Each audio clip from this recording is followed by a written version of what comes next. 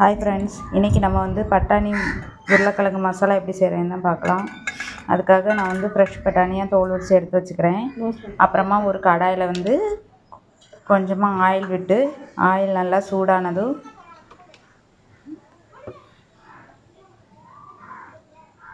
ரெண்டு பெரிய வெங்காயத்தை பொடிசாக கட் பண்ணி உள்ளே சேர்த்துக்கலாம். அது நல்லா வதங்கினதுக்கப்புறமா கொஞ்சமாக உப்பு போட்டுக்கலாம்.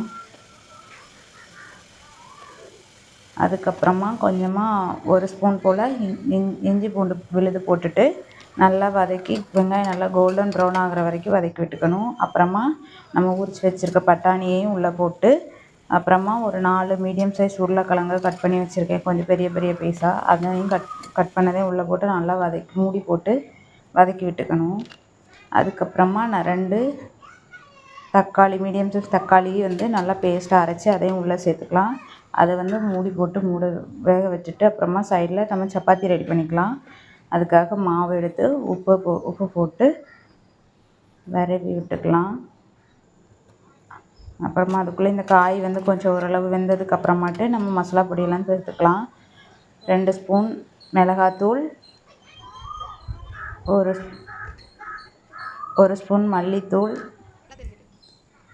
அரை ஸ்பூன் மஞ்சள் தூள், அரை ஸ்பூன் கரம் மசாலா போட்டு நல்லா மிக்ஸ் பண்ணி வச்சுட்டு அப்புறமா மூடி போட்டு ஒரு 2 நிமிஷத்துக்கு வேக விட்டுக்கலாம்.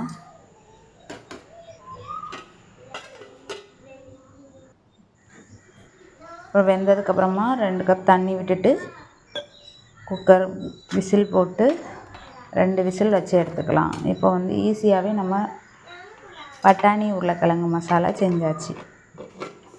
பாருங்கள், விசில் போட்டாச்சு. அப்புறமா நம்ம வந்து அந்த குக்கர் வந்து ரெடி ஆகிற டைமில் வந்து மாவு பண்ணி எடுத்துக்கலாம். மாவு பிசைஞ்சாச்சு. தேவையான அளவு தண்ணி விட்டுட்டு மாவு பிசைஞ்சு எடுத்துக்கலாம்.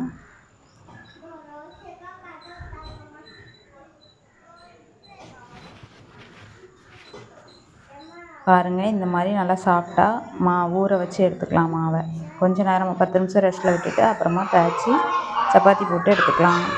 சைட் பை சைட் நம்மளோட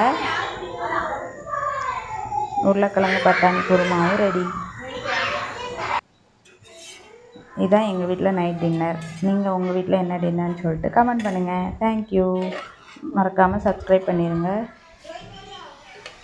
பாய்.